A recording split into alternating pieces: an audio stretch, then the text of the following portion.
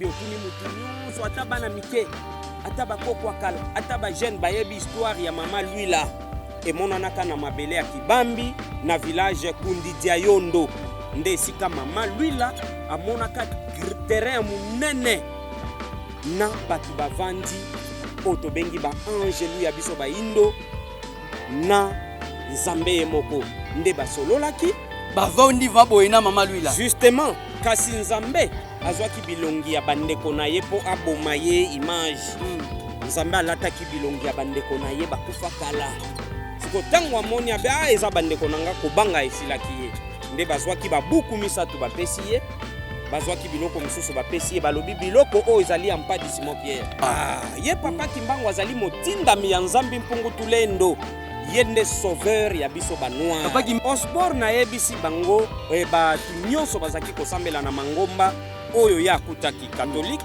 protestante na armée du salut alobi boya tosala oyo tobengi ba groupe de prière bato baindo tobungaki tangu toyambi mindele baye na mangomba na bango wana balobi bosambela Jehova bosambela Jésus soki bosambeli nzambi mpungu tokoboma bino tokobeta bino donc c'était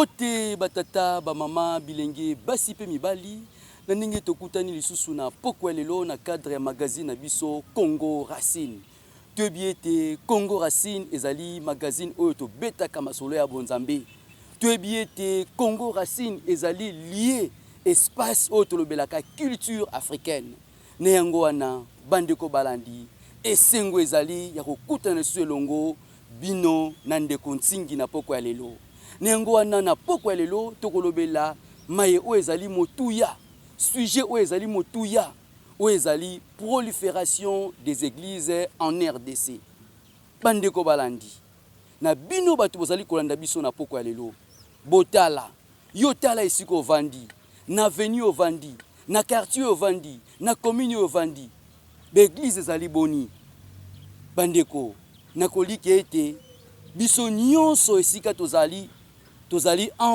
enveloppé l'église elingi biso pona nini phénomène oyo après une parcelle kolanda ezali église est-ce que atana mibeko ya l'état ezali bongo pamba te balobi esika tango batongi église oyo babengi temple ya Nzambe il faut compter 300 mètres avant komona temple mosusu total bandeko na biso ba catholique pour mon église catholique sur mon église catholique awa na commune oyo okomona ngo bisika nini mais total sikoyo ekomi lupangu dikaka na mire mitoyen église ezali wana est-ce que ezali kibonzambe ou bien ezali nini ezali poto sambelaka makasi ou bien ezali nini ne yango wana na pokwa lelo elongo na invité na biso Gabi Muswaswa ou azali pasteur église noire en Afrique tokolanda na bino nyonso o bozali kolanda biso je na pokwa lelo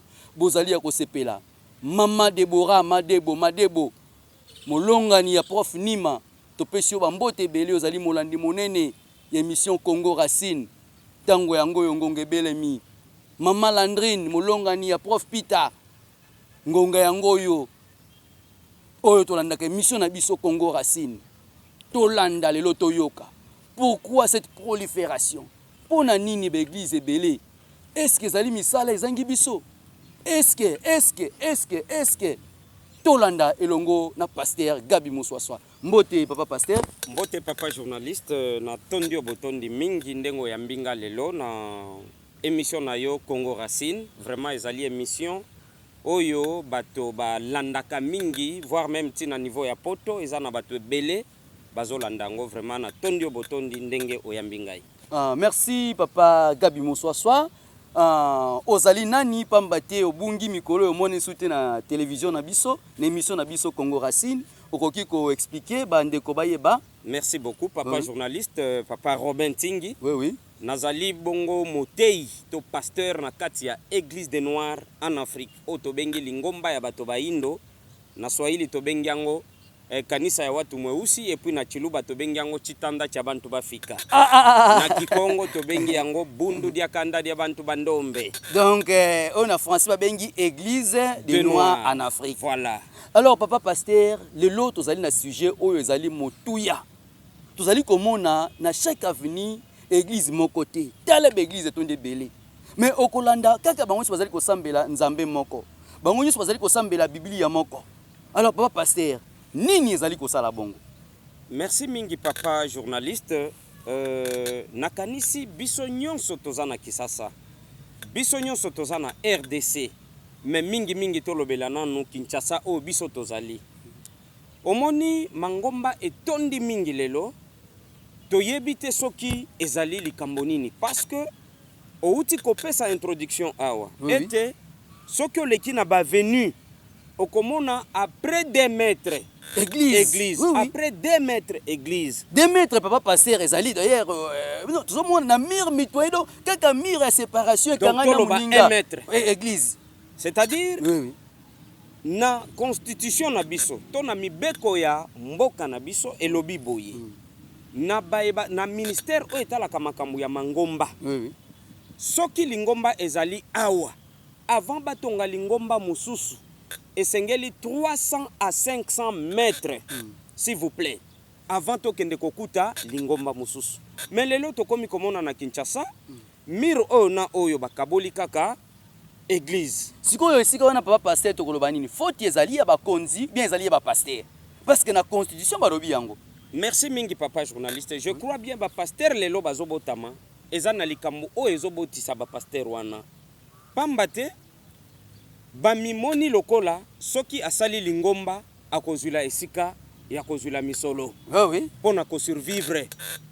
Soki amemi moi lomeya epa ya l'état.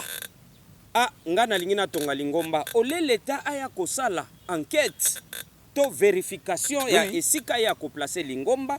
L'état akoyate akozwa kaka mukanda ba pesi yo mbala moko ba signer mbala moko yake samba yeba esika nini yo kotonga lingomba na voilà lokola zui autorisation ya l'état aye mbala moko atongi yo mutu pamba kaka boye na nzela okopekisa yete pamba te akoyebisa yo tala autorisation na nga ya l'état yango oyo donc pona nga na moni boye soki ministère o etalaka makambo ya mangomba emoni mutu aye ete na lingi na tonga lingomba yambo boya kosala nanu enquête boya kosala vérification ya lieu bokita sur terrain boye c'est ça esika nini mutu oyo azotonga lingomba na ye est-ce que ça ezali pembeni ya école c'est ça pembeni ya wenze oui. Eza pembeni ya église mususu to eza esika peut-être ya par exemple toza susu na Kinshasa tozomona ba esika babatela kabana ba orphelinat oui.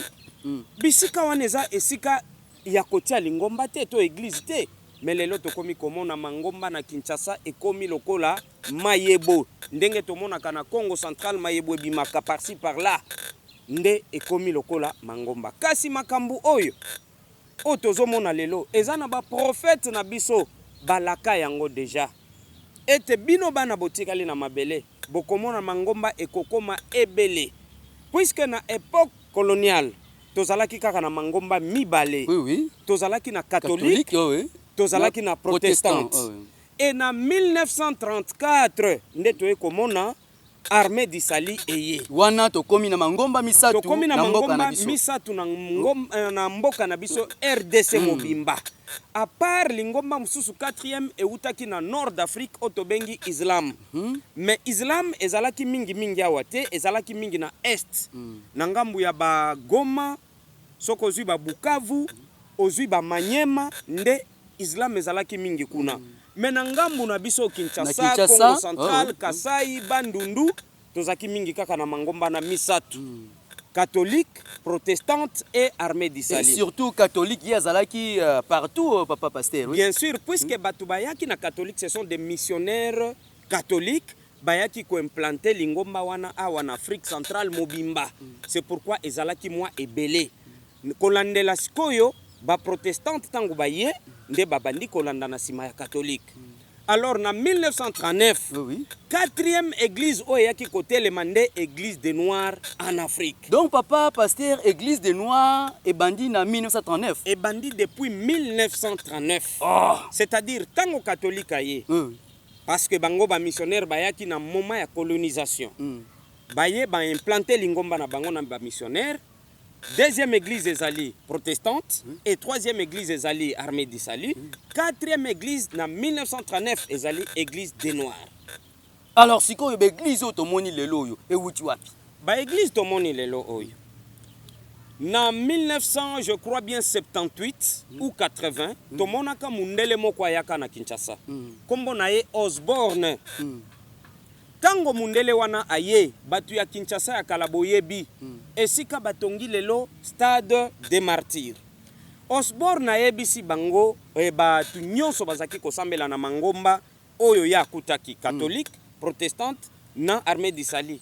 Alobi boya to sala oto bengi ba groupe de prière. C'est-à-dire okoki kozala non na lingomba na yo. Oui, à l'époque au début to yekelaki yango bongo. Ozana lingomba na yo. Dimanche okei ko sambele siko sambelaka. Oui. Mais le soir bosangani bosali prière. Oui, c'est ça. To banai ko benga ngo groupe de prière. Alors Osborne tango salisaki eloko wana ya salaki yango na idée na ye na niveau wana. Kasi batu bakendaki kuna nde babandi sikoyo kozwa makanisi na ye kolandela etango bakozonga basali lingomba. Donc longwe groupe de prière et comme lingomba structure mobimba. Voilà, et comme siko batu na batu bakomi kosala ba groupe na bango. Ah, biso tozana commune à Selembao par exemple. Tosangana kana Selembao. Biso tozana na Matete, basangana kana Matete. Biso tozana Njili. Na kosangana ba groupe de prière wana à la longue ba ekotala non.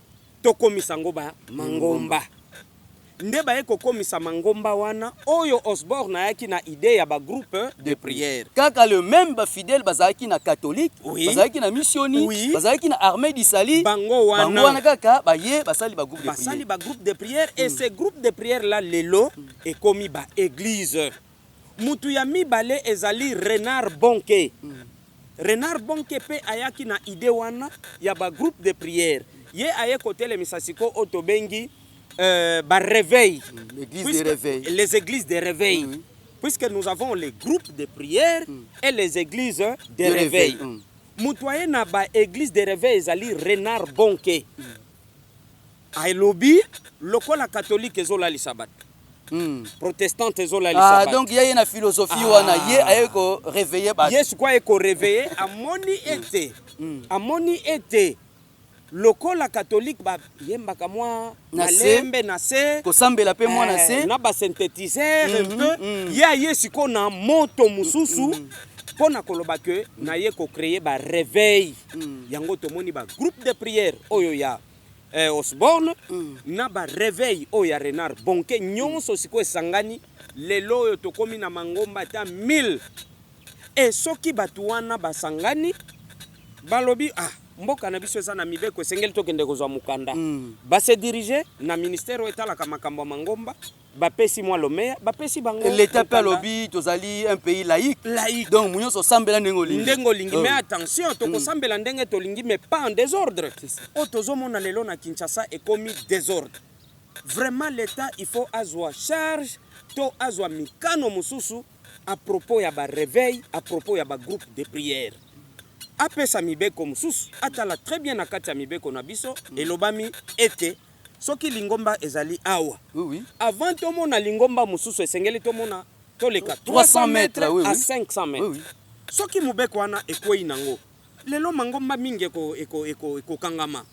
Deuxième élément, bapaster nyonso batelemeli mangomba wana lelo soki paster alamukaka 5 heures akendaka koteya soki lelo tozwi musala soki yete lingomba ya liboso bandaki ezalaki catholique to kolanda protestant eye to kolanda armée d'Isali eye et to kolanda église des noirs eye. Et pourquoi église des noirs? Merci papa journaliste. Je crois bien en 1921 papa Simon Kimbangu na Nkamba. Je crois batu mingi bayebi histoire na ye bakangaka ye suite ya lingomba wana.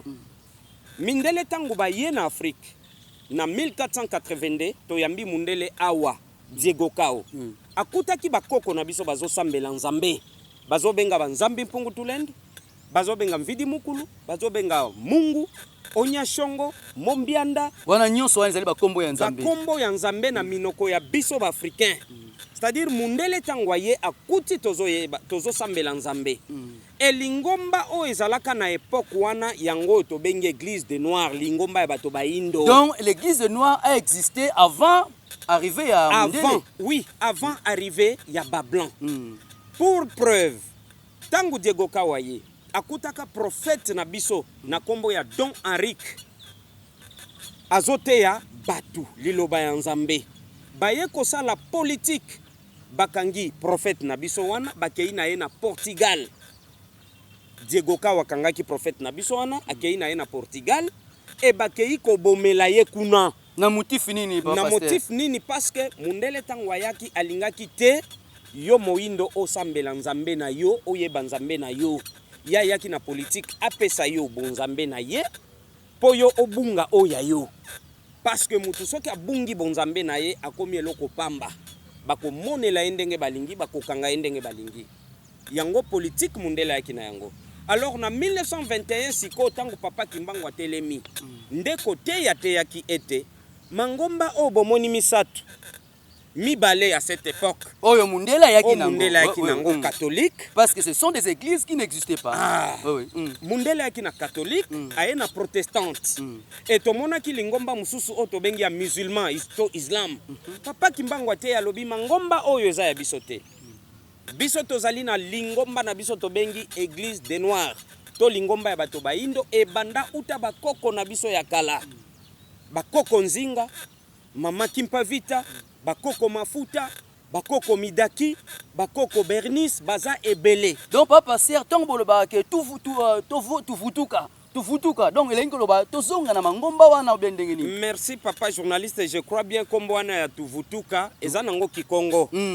Mais na ndenge ozomemela ngai na ndenge wana nga na kimeli yango siko na ndenge ya munoko ya mboka na biso. C'est-à-dire linko soki mutu alobi tuvutuka, c'est-à-dire tozonga.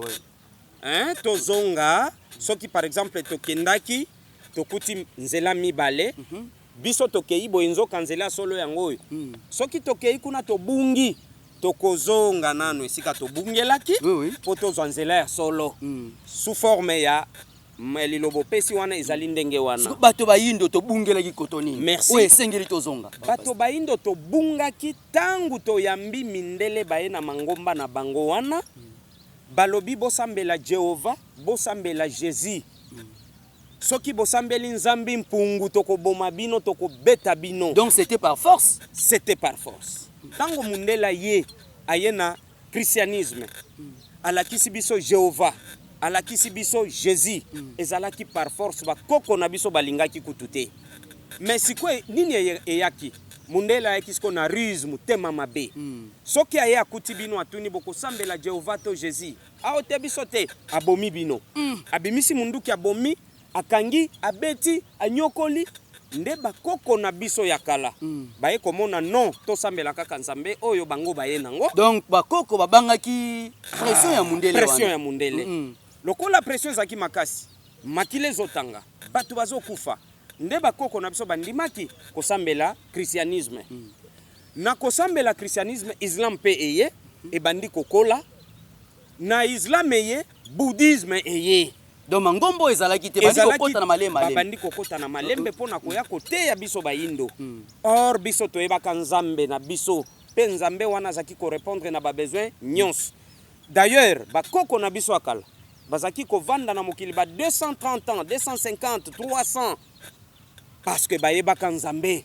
Mais lelo oyo tala soko kokisi kaka 85 ans 85 va passer exalé belé 60 pamba to komio akoli na ye akufa kufa na ye akufa akomi ndoki or que za bongo te mutu soka aza na 60 80 aza nanu na plan ya nzambe aza nanu batu na kala bazaki kokufa na ba 150 180 puisque bayebaka nzambe bayebaka kosambela nzambe. Mais tangu toyambi christianisme oyo eyaki na Diego Kao na ba missionnaire catholique nyonso tobebisi pe kobunga na biso ebandeli wana. Siko papa Kimbangu na 1921 nde aye alobi tobunga déjà. Donc papa Kimbangu azaki mutali boso kofongola biso mémoire. Ye papa Kimbangu azali motindami ya nzambi mpungu tulendo. Ye nde sauveur ya biso banoir. Papa Kimbangu azali motindami ya Yesu te papa pasteur. Aza motindami ya Yesu te puisque ye moko Yesu nanu aza motindami. Motindami akotinda mususu te. Mundela yaki na politique ya kokosa nyonso. Ete Yesu azali final. Yesu nde kaka ye. Or na rana bango baza 8. Na rana bango bazali 8. Elingi koloba boy. Nzambe akeli 4 races na mabele. Oui. Na 4 races, apesi chaque race Dieu représentant à chaque race.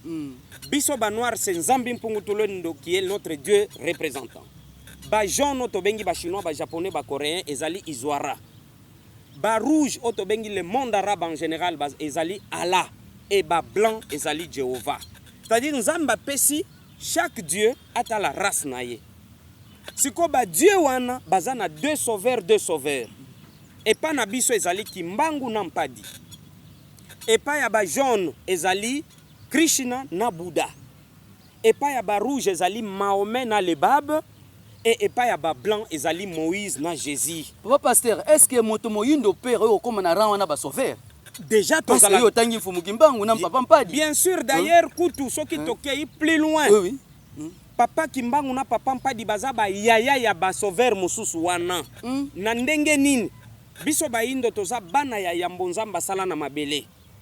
Loposo moindo ezali loposo ya liboso nzamba sala. E koko na biso koko nzala mpanda na koko kiteleki nambo bazaki mwasi na mobali o baboti libota nyonso ba africain. Bango wana bazongaki na kombo ya Kimbangu na Mpadi. Ezali nzala mpanda e kiteleki nambo. Nde ba koko na biso batondisaki Afrique mobimba. Melokola toza bana ya yambo. Toza ba mikolo pe na niveau ya ba sauveur. Papa Kimbangu na papa Mpadi baza ba mikolo to ba yaya ya les 6 sauveurs o ya ba race mususu wana. Donc moto moindo tozali na plein droit ya kokoma sauveur ya kozala mokonzi ya koyeba nzambe nzambe yango toyebi ye toyebi pe ba sauveur na biso. Mundela eki kaka na politique ya koloba ye mundela za fin or que zali lolenge wana te. Nzambe tango akeli biso nyonso na mabele ba poso nyonso apesaki loposo na bonzambe na bango organisation na bango makambu nyonso etonda ya bango. Alors papa pasteur yo lobi ete fumu Kimbangu tango yaki na éveil na ya conscience alobaki ete tozonga na église des noirs. Mais bandeko musu balobi ezalaki église des noirs te ezalaki Kintwadi. Sika on est koloba nini? Est-ce que ezali kaka ba mots ba jeu de mots bien ndenge nini? Merci. Différence ezali entre église des noirs bien Kintwadi. Merci beaucoup papa journaliste. Nakaniso za vraiment journaliste ya maele. Oui. Soki tobengi Kintwadi, moi je suis un Luba, mais je connais quand même les Kikongo. Oui. Soki tolobi Kintwadi, to Kintwadi. Kintwadi elingi koloba kaka lisanga. Eza nango eloko te. Lelo tozoyo kana kisasa wa wewa. Wewa ce n'est rien d'autre que yo. Soki bazoloba wewa, kokansate ba fingi yo. C'est ça. Eza kaka yo. C'est-à-dire biso ba indo tosala makasi ya koyeba pe minoko ebele tokozala na facilité ya ko comprendre makambo mususu. Soki balobi Kintwadi eza lisanga. Papa Kimbangu atali mengai bandeko na ngai ezali baindo boya tosangana elongo. Oui, tozala elongo tosambela nzambe ya bakoko na biso oyo atindi ngai Kimbangu na ya kote ya bino botika mangomba ya bapaya boya tosala lisanga. Et comme il parlait en Kikongo, ce n'est que normal aloba kintwadi ou bien kintwadi eza lisanga. Siko na lisanga wana lokola mundela zalaki esengelaki kokende kozwa ce que nous appelons personnalité juridique. Bon, na époque wana ezalaki personnalité civile. Oh, oui. Nde tangu bakomaki pa mundele nde mundela pesaki kombo wana lokola bino baindo bolingi bosambela. C'est que votre église c'est l'église des noirs. Donc pour vous les noirs. Pour vous donc, les noirs. Mundela milongoli ya kokota na église wana te. Po ye paza na lingomba na ye. Oh. Akoki kokota na oya biso te. Chinois za na lingomba na ye. Akota na biso te. Arabe za na oya ye. Mundela yebaki ke baindo esengeli ya solo basambela oyo ya bango nzambe. Mais lokola yaki na mutema mabe akangaki bakoko na biso wana nyonso. Bino boye kosenga lingomba mukanda ale kanga bango nde bakoko na biso bakangama oto bengaka ba relégué bankole nde bakenda ba mususu Équateur ba mususu Katanga ba mususu Bandundu ba mususu bakenda ba boma ba nyokwama ba mususu bakufela na baboloko pona nini basambelaki nzambe oyo papa Kimbangu atalisaki ya bakoko na biso nzambe oto bengi nzambi mpungu tulende. C'est-à-dire mundela lingaki te yo moindo o découvrir nzambe na yo alingaki ozala kaka na boumbu kaka ti mukolo mwalelo bazo sala kaka fort ba mindele to bunga kaka or papa donc balingi kutu komba mfumu Kimbangu yo balingi te or papa Kimbangu asi apelisi déjà mwinda asi abimisi les 4 vérités de la création du monde o natangeli bino awa loposo na loposo eza na bonzambe na bango. C'est ça le 4 vérités de la création du monde. Alors, papa pasteur Gabi Moussouassoua, bino na église des noirs fonctionnaka selon calendrier. Oui. Tozali na mois de février, selon calendrier na bino, bozali na événement nini? Merci papa journaliste. D'ailleurs, na sepeli mingi na mutuna wana. Na pesina no bantoma nyonso à église des noirs parce que chaque année, tozalaka na prière il y a 12 jours. Oui. Tofongolaka le 12 janvier. Vraiment, o eza lokola 4e dimanche tozo sambela banda tofongola ki année o ya 2023 bambo tebele nguya ya nzambe la tabiso to continuer 2023 ki toko tote ya moindo ayeba bonzambe na ye. Alors na février o tokoti mois ya mibale o tobengi ya février to célébraka yango to pesaka yango na ba maman. Donc papa pasteur, excusez, ba maman mwana bango ezali mars te pe na bino parce que mama ya munene na kati ya lingomba na biso ayambaka nzambe amonaka nzambe oto bengi mama Luila Diakiula. Mama Luila Diakiula amona nzambe na ba angelou ba oyo bakozala na besoin ya koyeba historique en général. En tout cas to bengi sibino le 26 février oyo ya 2023 toko la fête munene et ekoleka voir même na Congo Star Télévision. Toko bengisa ba journaliste bakoya ba konzi minene bakoya baya koyoka événement ngo elekaka ndenge nini oto bengi na Kikongo lusansu yango ekozala ndenge nini. Est-ce que papa pasteur moto moyindo ko mona nzambe? Mbale te mama lui la mona ki nzambe. Plusieurs fois d'ailleurs. Baindo ba moni nzambe plusieurs fois. Mama Kinzembo wazalaki koko ya papa Kimbangu. Oh oui. Amoni nzambe 3 fois. Nakobota ma papa Kimbangu amona kinzambe. Nakokwe ya papa Kimbangu na kati ya ravin amona kinzambe. Pe na ebandeli ya musala ya papa Kimbangu amona kinzambe. Mama lui la y compris amona kinzambe na ba ange nzambe kaka te mena équipe ya ba angelou 77 777 000 anges. O mama lui la monaki bayaki po batika bilembo ya koponama ya mpadi Simon Pierre o yazali deuxième sauveur de la race noire. Papa pasteur mama lui la zali mutu ya province nini? Merci, maman lui la za mutu ya Congo central. Bon à l'époque c'était bas Congo, Congo central. Azali mwana ya Tagema. Azali leki ya mama Sela Diakiula et leki na bango ezali Tankweno. Azali mutu ya Congo central ya Vitinim na Mpanguzi Congo. Événement wana scène wana elekelaki kaka na province ya Congo central. Justement, elekaki na mabele ya Kibambi. Soko zuka kamutu ka okomi kisanto kwei kote ya ngeba okeye ti Kibambi. Soko komi na Kibambi otuni mutu nyonso ata bana mike ata bakoko kala ata ba jeune bayebi histoire ya mama Lwila emonanaka na mabele ya Kibambi na village Kundidia Yondo nde esika mama Lwila amonaka terrain munene na batu bavandi oto bengi ba angelu ya biso ba indo na nzambe moko nde basololaki bavandi vaboyena mama Lwila justement kasi nzambe azwaki bilongi ya bandeko na ye po aboma ye image nzambe alataki bilongi ya bandeko na ye bakufa kala siko tango amoni abe eza bandeko nanga kobanga esilaki ye nde bazwaki babuku misatu bapesi ye bazwaki biloko mosusu bapesi ye balobi biloko oyo ezali ya mpadi Simon Pierre.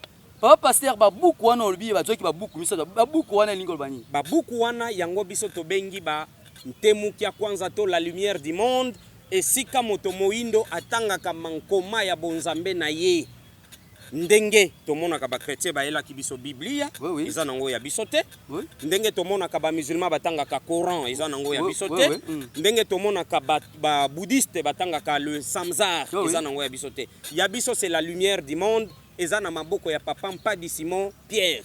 Papa Pasteur esika wana tokoloba boye pamba te yo tangi ba musulman baza na Coran otangi ba bouddhisme baza na Samsar otangi batu mususu bazali na livre nini bazali na Biblia bamindele pembe biso bato ba yindo esengeli tozala na nini biso tozali na lumière du monde tozali na lumière du monde omoni te ke Papa Pasteur confusion pe buluye kezali kati na biso liso bato ba yindo pourquoi bato wana otangi bazali na Bible moko mais biso est-ce que différence ni ezali ba mususu balobi ke tozali na lumière du monde kaka bino batu ya nzela ya vutuka ba mususu balobi ke non tozali na keluka biso église de noir papa non ba mususu balobi ke kasi bozali ligne moko ba mususu balobi ke livre sengi totanga ezali keluka ba mususu etangi balobi ke livre sengi mutu minota ezali mandombe sikoyo en fait ba Bible yango pona race moko bazaka na combien de Bible. Merci papa journaliste mutuna wana vraiment batu bolanda dans une minute ou 2 minutes biso to bengango la lumière du monde. Pourquoi d'abord totiki nanu bamangomba o tangi ya biso moko awa tozwi bamangomba ya bapaya na Biblia okoyoka makambo ba indo kuna te na Coran okoyoka makambo ba indo te na Samsar okoyoka ba indo te kasi na ntemuki ya kwanza to lumière du monde okoyoka makambo wana na kati makambo oyo wapi oyo na détaillé ya kolobake toza 4 races donc na Bible oyo bino otanga na église noire nyonso ezali ya barasi nyonso ezali c'est pourquoi ezali ezofongola monde mobimba ezopesa polele na mokili mobimba parce que ba livre mususu wana bango babombaki bango basalelaki kaka bonzambe na bango uniquement bachaki kaka histoire ya bonzambe na bango kasi biso na Biblia romona kaka makambo ya bana Israël ya biso ezate soko tangi na Coran omona kaka makambo o Mahomet asalaki kuna na Mecque na Medine ya bana Israël pesate na Coran kuna te na Coran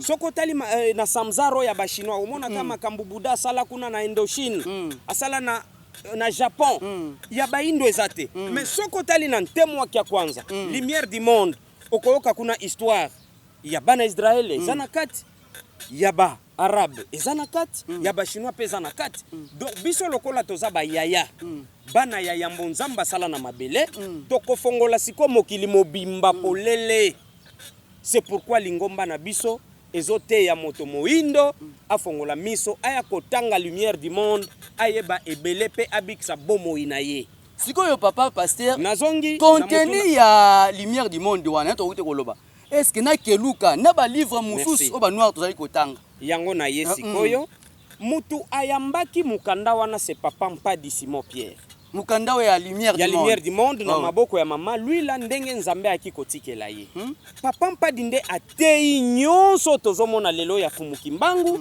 ya mama Kimpa ya mama Nzinga ya baindo c'est papa Mpadi o atei yango mais na ba livre wana ngala kotanga nazoya sikoyo tangu batu bazwi makambo ya papa Mpadi babimi na yango libanda bake kosala mangomba na bango nde bakei ko créer pe ba livre na bango wana ezali ba livre oyo esengeli te moindo ate atanga mpona bonzambe na ye pamba te bango babimi libanda bake ko créer donc kaka makambo bango bazwi na la lumière du monde livre oyo ya église noire en Afrique bango pe bake ko créer Biblia na bango. Na bango babakisi pe mibeko na bango mususu na kati.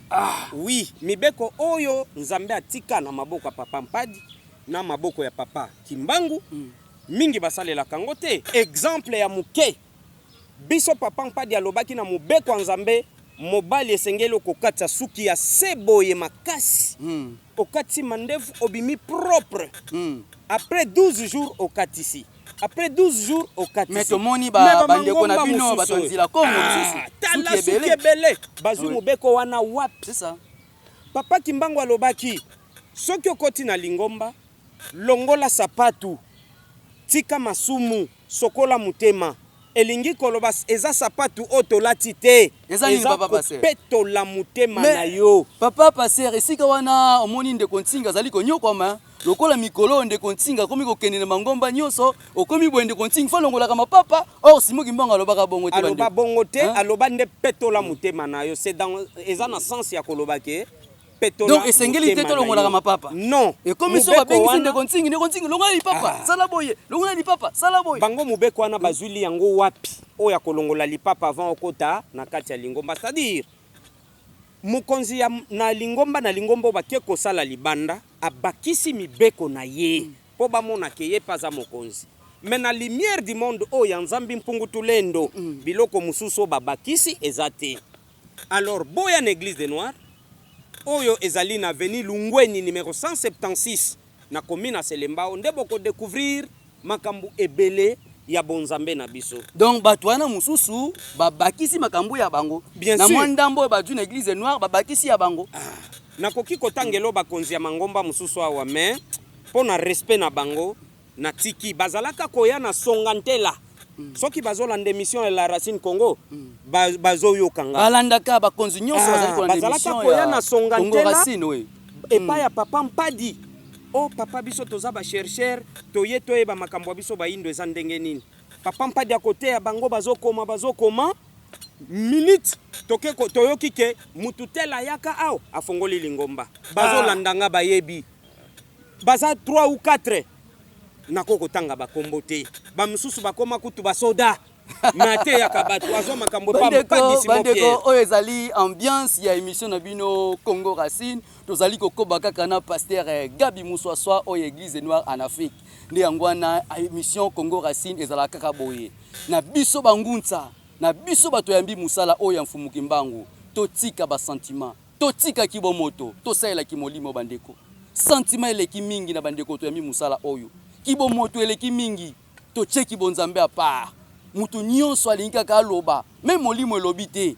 Bangunza, tozali koluka nini? Tosala musala mfumu Kimbangu na bosolo. Mfumu Kimbangu bande koloba kaka message soki a Dieu pa papa Nzambe. Soki a Dieu message pa papa Mokeli. Wana nde alobi, mais biso bangunza tokomi koloba bilobela.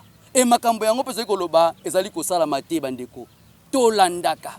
Tolobi awa tomoni mingi babengi awa na arrivé à pape. Onde kontingi komona papa kokangama akosala boye akosala nde konzi amoni eloko moko esalamite bandeko kibomoto eleki.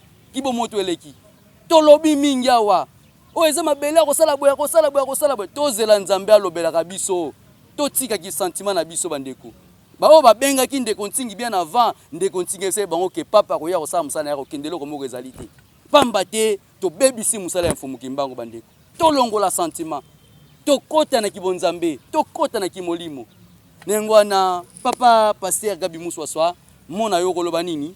Merci papa nakozwa ta moi 30 secondes à pamba pona likambo papa biso église des Noirs bino pe bolobaki déjà que papa koya na ye pe akozonga na ye ngonga na ye mukolo kokoka akolobela même kuna na poto ke bino ba indo tokosa bino. C'est ça. Ezaka kaya na mabele o te po ya koloba vérité. Non. Bato balobaki biloko na puisque ba yebi te bazana boanya te biso tozo yeba tokomi sko apeza lokola tozana train. Toyebi sko tokomi na garbo église noire toyebi esika tozo kende. Papa ye asali musala ne akokende. Mengonga na ye ekokoka. O ya kopanza vérité ke ba indo tokosa bino. Ata na poto kuna na Rome na Vatican kolobela kuna nde bokomona bokobwaka ba Biblia ba Coran ba Samza pe bokobeta ba pasteur na bino mabanga ke bazaki kokosa biso. Merci voilà. Papa pasteur pour l'événement bozanango dimanche ya le 29 okoloba nini pamba deko balandi biso événement zande le 26 le 26 oyo le 26 février qui mon ami soit mama Lwila boya koyoka ndenge nini mama Lwila monaka nzambe na ba angelu po moindo toyeba ndenge nendo na pesi mbote na bantoma nyonso oyo bayoki puisque boze ebele na kokotanga bakombo te vraiment tokutani na mbala sima na émission La Racine Congo. Merci Nabino nyonso bozaki ebele liboso ya ba poste téléviseur Nabino pona kolanda ya bino magazine Congo Racine. Na poko lelo touti koyamba pasteur Gabi Muswaswa ya Église Noire en Afrique elongo na ye to beti masolo na o etali prolifération multiplication ya ba église. Touti kolanda oyo ezali point de vue ya pasteur Gabi Muswaswa ya Église Noire en Afrique. Na yo mutolandi biso na poko lelo soki pe ozali na maye oyo koloba yaka espace oyo toyambaka bato nyonso yako pesa point de vue na yo mais na oyo pasteur Gabi Muswaswa lobi ke soki tozali komona l'église Mangombe etondi ebele ezali kaka dernière planche du sali ya bandeko na biso ba pasteur pamba te atali musale ezali te ayekoli ayebi kotanga ayebi kokoma esengeli achama bakiti achebeso mama mbunda achama kitsaka mwa dife kota mais yo peso ko moni ki avion wana ezali bongo te yaka émission Congo Racine ezali kolayamba na bino batu nyonso na bino pe bangunza nyonso batu nyonso nzila Congo bozali kolanda émission oyo ningi touti koloba totika kosala kimusuni kimusuneleki fumu kimbangu atikale kosala kimusuni te fumu kimbangu banda 1921 azalika na molimo titango azonga tina moya lelo molimo mfumu kimbango azali kosala yo soko azali kolwa makambo o ezali contraire c'est que lukoyeba molimo mfumu kimbango azali kati na yote luka sala mabondeli luka molimo mfumu kimbango elata yo totika koloba bilobela biso bangunza totika makambo wana nengwana. Merci na bino nyonso bolandi biso na poko ya lelo. Merci na équipe technique ou accompagner biso botika la malamu tokutani mbala ya sima pona numéro ya sima. Bye.